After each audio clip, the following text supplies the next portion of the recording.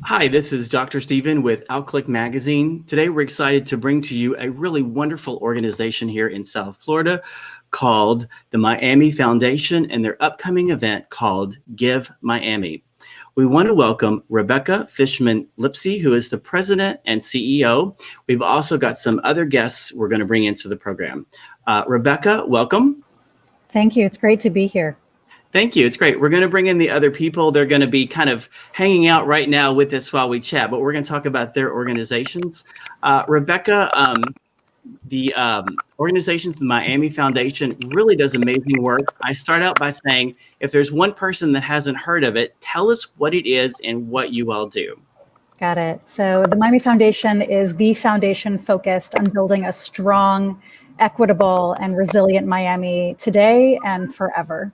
And so we are obsessed with making sure that everyone who calls this place home has a vibrant, thriving life. And we raise funds and we grant funds to address all sorts of issues, from housing and affordability to sea level rise and climate change to education to the arts. And you have a lot of organizations that you give to and donate to and raise. Give us a scope of kind of the amount that, if you'd like, the amount that you work with. So, there are thousands of organizations that work to strengthen Miami, and our role is to make sure that for every issue area, no matter what issue area you care about in Miami, that we know who those organizations are that are at the front lines doing the work, and that they have the resources that they need. And so, for example, for this week during Give Miami Day, we're working with almost 900 nonprofit organizations, and it's folks who are addressing things from food access to foster youth to music programming. And our goal is to make sure they have the funds they need to end this year, this very hard year. We need them to end whole and strong. Now, when did the Miami Foundation start? This is not a new organization. How long have you been around? No, we've been around for more than 50 years. We recently celebrated our 50-year anniversary, and we will be here forever to protect the future of this community. Congratulations, 50 years. That's quite the sustainable model. You've raised millions of dollars over the years to give back to so many wonderful organizations. This year, coming up Thursday, November 17th, 2020, is your Give Miami Day. It's usually online. Is that correct? It's always online. It's on the 19th this Thursday. Although if you go in there right now, it's already live for people to sneak in early giving. But we do this every year. And our aim is for tens of thousands of people who live, work, and play in Miami to stand together and say, we will strengthen this community and end this year strong. We do this every year, but especially this year, it matters. Okay. So what actually is the programming of the day? Tell us about the programming and what people can expect. It's a fun day. We're excited about it, but tell us what the programming is going to be. You've got all kinds of stuff lined up. Give us a smatter, Rebecca. So basically, this is our community's day of giving. And so starting at midnight, really even right before midnight, we have a lot of energy going on social media for people to drum up their enthusiasm to give. But starting at midnight, the ticker goes live and we start counting how many people have engaged, what they're giving to, and we celebrate the giving for 24 straight hours. So I will not be sleeping, and hopefully Miami will not be sleeping with me. And every hour on the hour, we identify a different issue area that matters in the community, and we have prizes and bonus funding to try to give match dollars and incentives for organizations to bring in extra resources for their work. And so, whoever raises the most dollars between 1 a.m. and 2 a.m. and people who have the most unique donors between 3 a.m. and 4 a.m. and, small organizations, large organizations, we have prizes throughout the day. And then thank you for showing the power hours. Starting at 9 a.m. for the prime time of Give Miami Day, each hour on the hour, we'll be having special additional prizes and bonuses for these specific issues. And then in the afternoon, we have a special equity spotlight where organizations who are addressing either Black equity or LGBTQ equity get an additional bonus on top of their issue area. So if, for example, you're a health and wellness organization that also is specifically focused on the LGBT community, you'll get special prizes and bonus funding at 9 a.m. And then again, at 4 p.m., there's a special additional pot of resources for those organizations. Okay. So this is not just a small event. This is an all-day event. People need to tune in, or they've got the special power hours if they want to tune into special context. You've got this, I believe at 4 o'clock in the afternoon, you've got slated for the LGBT QA, whatever all of the letters are for programming. If you want to tell us about that, they can go to the website and select that for the specific organizations. If you want to tell us about that, Rebecca. Sure. We want everybody who is giving on this day to think about equity when they give. And so there's a couple search features for you to be able to put in words that you care about, issues that you care about, and also to search and filter for organizations that have demonstrated a commitment to equity. And so during the LGBTQ Equity Power Hour, there's going to be specific bonus funding available for LGBT-focused organizations that are led by an LGBTQ leader.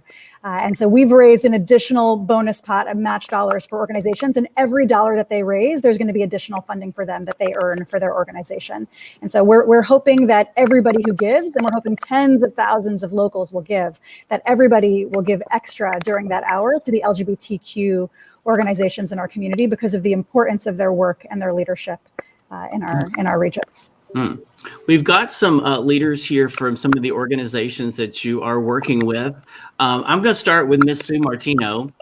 Sue and I have been friends for a while. If you want to make me teary-eyed, talk about my 16-year-old dachshund. Sue has such a heart for animals and our pets, and those of us in the LGBT community, you know, they are our family. And everybody knows and loves Miss Sue. I'll stop talking. Sue, tell us about the Pet Project for Pets, because I'm sure everybody knows who you are, but tell us about you and your wonderful organization and how much love that you give to animals, and tell us about what you do. Okay, the Pet Project for Pets, we've been around since 2002. We started out as an organization answering to the needs of people with HIV/AIDS. They were being told by the social workers that they couldn't keep their pets, they couldn't provide for them. When that epidemic was going on, full force. So we began providing pet food, pet supplies, help with vet care, so that these individuals could keep their pets. And we've grown to include seniors, all disabilities, all illnesses, anybody who is financially challenged due to an illness, a disability, or senior citizen, aging, qualifies for our program. And we will provide for you what you need to be able to keep and maintain your pet. In many cases, a pet is the only friend that a senior has, or somebody that's ill. They mean so much. And it's so important. We keep pets and people together. We're probably the largest pet retention organization in South Florida. We maintain over 2,000 animals on a regular basis. During this year, like everybody else, our numbers have grown tremendously in Miami. We are working with the Aging Alliance now and delivering to over 400 seniors in their homes who are afraid to leave, so that they can keep their pets and provide for their animals. This is a huge undertaking for us. We've never done delivery before in Miami. We do food banks in Miami. We do food bank in Broward County. But again, with the Aging Alliance, we're now all over Miami. We're delivering even to Homestead. It's just, it just shows the need that there is. We recently had the push-up project for you. And you and I go way back to when we met Carolyn Hennessy from General Hospital back when we started, and you invited us over, and she was such a delight. And I got to meet my first celebrity back with you. And I sat down and talked to Carolyn, and she absolutely loved you and your organization back when we were chatting about that before the broadcast. But this is the Pet Project on here for pets, Sue. So you all do so much good work. And I've sat down and talked to people who actually get to keep their animals.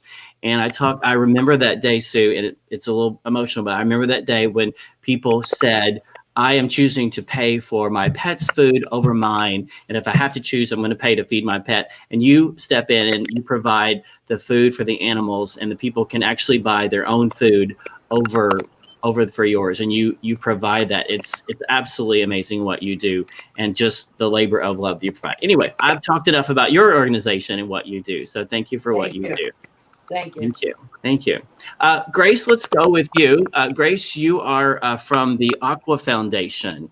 You are the executive director. If you want to tell us about the Aqua Foundation and what you all do. Yes, of course. We're very excited to be here with you all today. Our mission is to serve and support the lesbian, bisexual, and transgender community in South Florida, and we do that through grants, scholarships, and initiatives. Aqua Foundation was founded in 2004, and since then we have given close to $1 million to our community through grants for homeless youth and scholarships to colleges. We have a very, very strong scholarship mentor program that we're very proud of, and that we provide each college student with a mentor.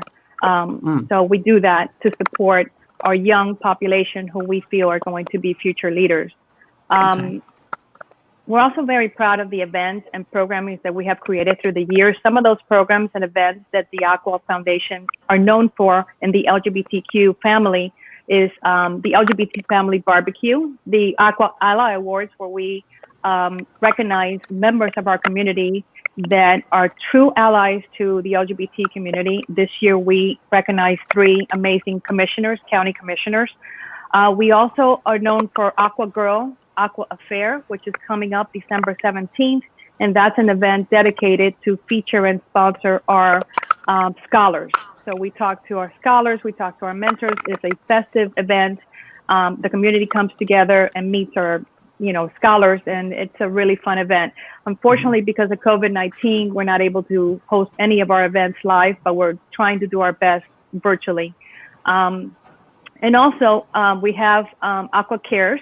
It's a new initiative that we created during COVID because we needed to communicate and keep in touch and be visible with our community and know that we are there for them. And being part of the Aqua Cares initiative, we created an Aqua Cares emergency response program, which provides temporary financial support to any member of the LGBT community. Aqua Cares Business, we have a segment where we promote the businesses that are owned or by the LGBTQ community, and we promote them so they can have a chance to be on social media and our pages forever. We have a network of over 25,000 followers. And also with that, we created Aqua Cares Wellness because we know how important wellness is to our community. And we bring experts in the field of wellness, and we have a 1-hour segment. It's a Q&A. It's offered via Zoom, and it's turned out to be really, really well. And then we have also Aqua Cares Artistic Expressions, which we bring local artists to display their talents. And it's an opportunity to promote them, and make them feel part of our community. We want our community to know that we are here for them. And while we, like others, have sacrificed so much during this pandemic, we remain strong and united to serve the LGBT community. We're so grateful for the Miami Foundation. That's amazing. I used to work in higher ed. My first career in higher ed was in residence life, and then I worked in medical education. So I'm fascinated by the scholarship program that you have. How does someone apply to the scholarship? Do you have any maybe success stories or one that you want to share? Because I have a huge interest in seeing students successful in college. There's a lot of research that students struggle, especially those that come out during college, how that affects their grades, it affects their social life. If they have to come out, I went to a very conservative Christian college. I wouldn't trade that time for anything, but trying to balance those two. If you have maybe any success stories you want to share, and then how does somebody sign up to be in your scholarship program, Grace? Absolutely, Stephen. Thank you. So I do have a success story that I would like to tell you about our current scholar who has been a 3-time scholar. Her name is Ayana Gonzalez, and she happens to be the chairwoman for the Miami-Dade County LGBTQ Advisory Board. And we have been mentoring her, and we have been providing her with scholarships. And for the first time ever, it's a transgender woman that is, in a leadership role in the county level. So, and that is, we're so proud of, her, and we are so proud of the work that we have done with her, the mentorship that we have provided for her. And we also have other scholars that have taken on leadership role. We have medical doctors, we have researchers, we have engineers, we have all kinds of students that have walked through the paths of Aqua scholarships. And they're so grateful. And we create leaders. We're interested in making sure that our future is governed by, the young population that can lead our community in the future. Mm. So there's a two-faceted approach. One is you're helping the person on an individual scale on their journey, and two, you're helping to create leaders and change makers for our society overall. So those two things on the individual and on the macrocosm level is really amazing. That's awesome. Thank you for the work the Aqua Foundation is doing. We're happy to have that as part of what's going on today. Thank you, Stephen. And you can apply once a year. You can apply to our scholarship program. We post it online on social media, and anyone qualifies, who has an average, that we require a 3-point or higher GPA, and also as a college student and a member of the LGBT community. So. Okay. And then people can apply to be mentors too. Is that correct? Is that part of what I'm hearing? Yes, that is correct. We have amazing mentors that have been with us, and some of the mentors have been also scholars, past scholars. So that's like a win-win situation when you have, Aqua family members that come back and want to help because they have been helped with what we have given them.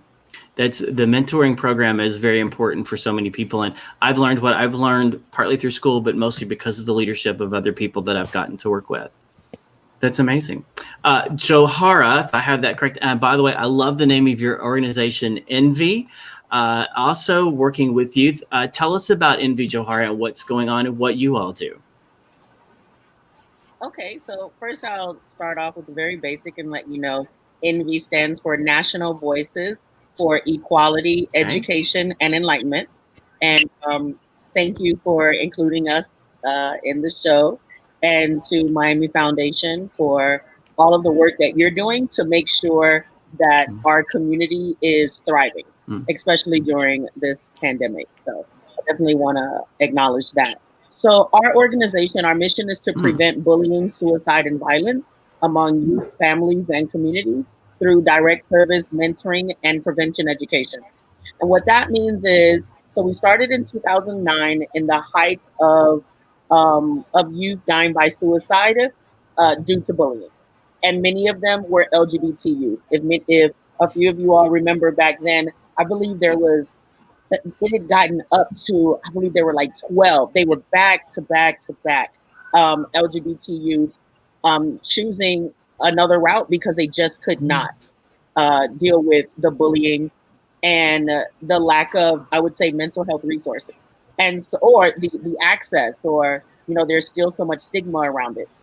So what we do is we go into classrooms, virtually now, and that's college classrooms, elementary K through 12. And we're talking about creating empathy and compassion, teaching them exactly what is bullying, what's versus teasing, and, frenemies, just on a very basic level. We're talking about kindness and really teaching people about empathy and letting them know about the LGBTQ community, right? So those letters, I know a lot of people get them mixed up sometimes, but, we want to make sure that we include, all of the people in our community and not miss the ones that are at the most disadvantaged, which I would say are Black trans women. And that includes girls, right? And so our focus right now has been with another grant through the Miami Foundation. We are working to provide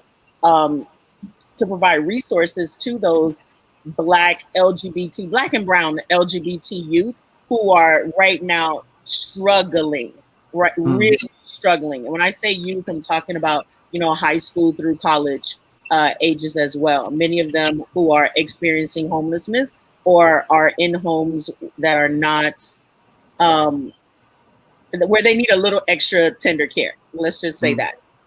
So another thing that we provide, just like the Aqua Foundation, is mentoring. And I have a few mentees myself many of the mentees become mentors. So the high school students are mentored by college students based on what their interests are, and based on demographics, and what their educational goals are. And then when they move up to college, they become, those mentees become mentors to younger students. And it's really a cycle. It's the gift that keeps on giving. And we focus a lot now on mental health, especially during the pandemic. I would say the major thing we're seeing in youth is lots of anxiety, lots of like wondering. I mean, we really have youth who are wondering, like, is this the end of the world? Like, is this it? And we may think it's unrealistic, and telling, listen, the world is not coming to an end. It may feel like that, but I want to caution people against patronizing these youth. Like, they truly feel like they're slowly, like there's not a lot to live for, and so suicide cases are up. Cyberbullying is up. Just because they are not in the classrooms does not mean that bullying stops. And some of that bullying can come from home. And imagine being stuck in that position. And so we're having virtual sessions, sort of like virtual counseling sessions, where we have therapists come in and talk to them, teaching them meditation. Just, I could go on and on. Another one of our bigger programs is the Peace Ambassador Leadership Program. And it's a year-round program where those high school students who usually don't have access to leadership programs because they cost, it's the cost factor. Again, we receive grants and we receive funding to be able to provide those youth with the leadership training that they need. This Sunday, they're going to have a training from one of our partners at Bank of America on financial stability. And so many of those youth are getting ready to fill out those college loans, and they're about to decide if they're going to take on that debt or not. And we just want them to know it's real. Okay, that debt follows you around. So we really are a one-stop shop for so many families. We're providing meals through our work with the Miami Dolphins. And we have people right now delivering meals to our youth down in Miami who don't have transportation and they need meals. So from meals to homework support to mentoring to mental health guidance to referrals to homeless shelters to buying groceries to whatever they need, we want to be there to support them with it. I think it's fascinating how far we have become, how far we have grown as a society, how much more accepting we are of the LGBT lifestyle and understanding. But I think it's still fascinating how far we have to go. Things like bullying and all of that, we still have so far to go. And the people that still struggle with it, no matter how much progress we've made, we still have so much more to go. And even though gay marriage got legalized not that long ago, we still have so much education. We still have so much more to do and so much more ground to work. As I think, obviously, as shown by what the Aqua Foundation and what you all are showing, there's still, the need is still great. And, the harvest is great and the workers are few, as you can tell. There's so much. Jonathan, you were having a little bit of connectivity issue. I think you're back with us. If you want to tell us about Care Resource, you're the Associate Director of Development and Communications. You work with us in getting the word out. So hopefully you can hear us and you can tell us about Care Resource, which provides another wonderful resource for our community. Well, thank you for allowing me the opportunity to be on this show. Outclick Magazine is an advertising partner of ours. So thank you for helping us always inform the community about what we're doing. In a nutshell, Care Resource, we are a health center. We are a nonprofit. We have offices in Midtown Miami, Little Havana, Miami Beach, and Fort Lauderdale. We are the medical home for all those most in need. We don't turn down people because of their inability to pay. We work on a sliding fee scale, and what's interesting is this year, specifically because of COVID-19, our staff are really on the front lines of serving the community. We had 154,000 visits.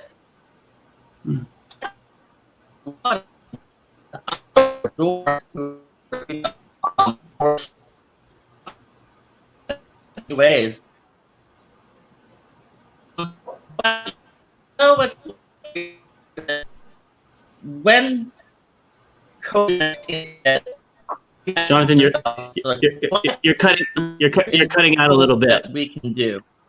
We'll get him back. He's cutting out a little bit. We've had some connectivity issues, me? but yeah, now we can hear you. Go ahead. What were you saying? You had 150,000 videos. No, 154,000 visits last year of people that came into our doors seeking care. Oh, we'll get him back. That's always part of the multiple videos. So we know they provide a lot of great care. So we'll get Jonathan back, hopefully before it ends. Is there anything like, as we've got everyone together, there's such a shared resource. We're bringing Jonathan back. We'll get him back in here. Is there anything that collectively you see together? Here we go, Jonathan. Here we go. This is, working from home has its downfalls. Like nothing ever goes right. All of a sudden the Wi-Fi stops. All of a sudden your browser freezes, and the AC guy is outside making noise. And when you want everybody to be quiet, it's like, I need to be on this call. But so you're saying you had 150? Yeah, 154,000 visits last year. Okay. And we're really on the front lines of serving the community. But what is really unique is when COVID-19 hit, we asked ourselves, what is the most important thing that we can do for our patients right now? And we're like, you know what? Helping with housing. Because housing is healthcare.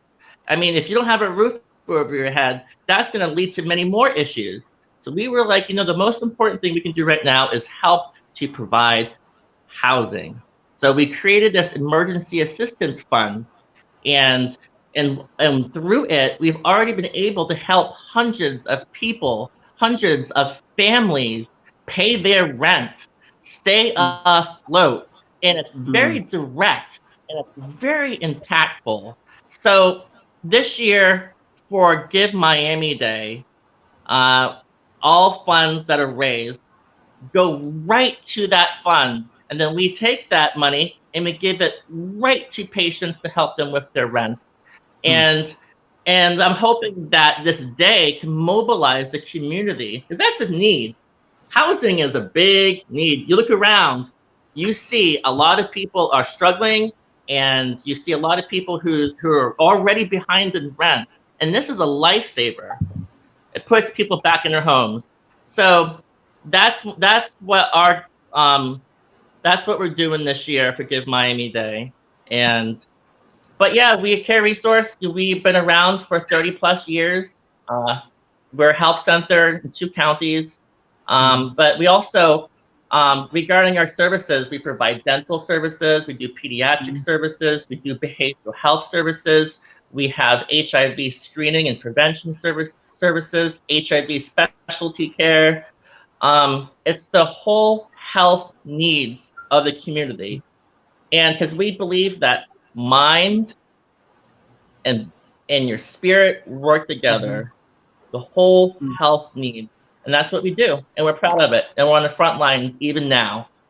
And it's even more so, obviously, now this year has been so challenging for so many people. Healthcare, loss of jobs, and people who are looking for housing. And Jonathan, I learned that today about you all and your organization. That's phenomenal that you all are doing that. And I know I have several friends that go there for healthcare, and they come back and tell me, what a positive experience they have for their healthcare. So thank you for doing that for the housing. That's amazing. Look kind of around the housing and healthcare. Housing and healthcare. Kind of look around the virtual room, and you can see we've got healthcare mental health, housing. We're going to take care of your pets. We're going to keep your bullying, some suicide prevention. We've got business resources, getting you to college. This is just this much of what's going to be affected on Thursday, Rebecca, of what's going on for people to get a scope of how much the push that's going to be, what's going to go on Thursday, Rebecca.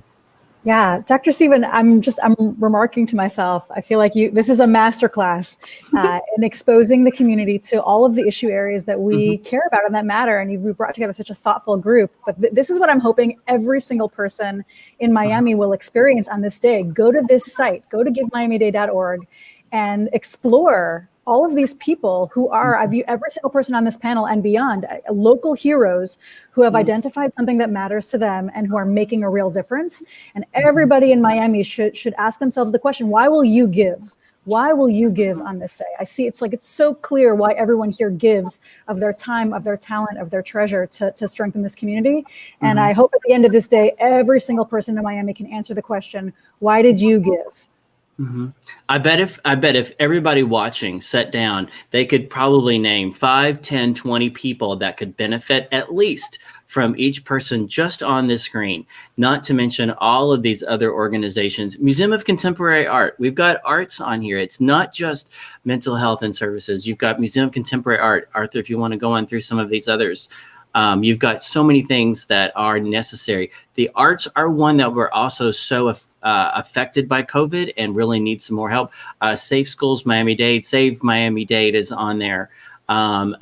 Unity Coalition, we've worked with the Yes Institute quite a bit. The Alliance for LGBT Youth, our youth are still so affected. Children's Home Society of Florida. So again, the list, we're only on, we're only at the beginning there. So, and again, we can all think of so many people that have benefited from these services. So it's amazing.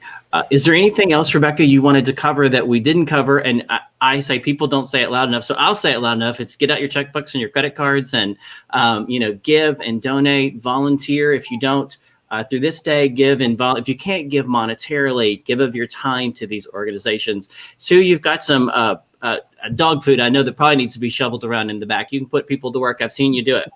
You've got mentoring programs. You've got volunteer programs. If you can't give monetarily, if you can, do both. But Rebecca, I asked you a question, then I didn't let you answer it. Is there anything else you wanted to cover that we didn't cover? Your answer is good. But I'll say this, what kind of community do we want to live in? We want to live in a place where every single person who lives here holds themselves responsible for the health of this city, for the success of this city, for the vibrancy of this city. And so whether it's $25, whether it's an hour of your time, every single person in Miami should be taking a minute, going on this site, asking, what do you stand for? What do you care about? What kind of city do you want to live in? And we should all be a part of that, so that this should be tens of thousands of locals. It will be. And we want everyone, if you're watching this, we want you to be a part of this and to show what matters to you. It's the locals. It's also the visitors, the people that come here. We have, I think the last statistic before COVID, there was like 1 million something LGBT visitors that come, I think, to Broward County. That doesn't include, I don't know if that's South Florida, Broward County, but the amount of people that come here and the impression we want to give, because they go back to their cities and then they affect the culture, the people, the educationals. Maybe they're going to stop somebody from bullying back when they get back home. Maybe they're going to start a scholarship program because they heard about what you all do. It's the ripple effect of what then happens when the visitors come to our beautiful South Florida city and counties. Anyway, thank you all so much for coming. We're excited about, and the date, I'm going to get it up here, is Thursday. What is the actual day? Thursday, November 19th, 2020. It's all day. The website is go ahead, Rebecca, tell me the website. Yeah, it's givemiamiday.org. It's already live. You can already give. It starts at midnight at the beginning of the 19th, but we've already raised quite a bit. You can go in and sneak your early gift in already. All right, sounds good. Well, we look forward to it, and we are honored to be a part of this organization. So we look forward to more things when that. And Arthur, you'll put up their social media, I think, before we cut out. And there is all of your links on social media, Instagram, Twitter, Carrier Pigeon, and what other links you need to follow them. So thank you. And if you'd like to learn more about us and stay on our list, you can text OCQ to 22828 to stay updated. And everyone, have a great week, and we look forward to talking with you soon. Thanks, everyone. Thank you. Thank you so much.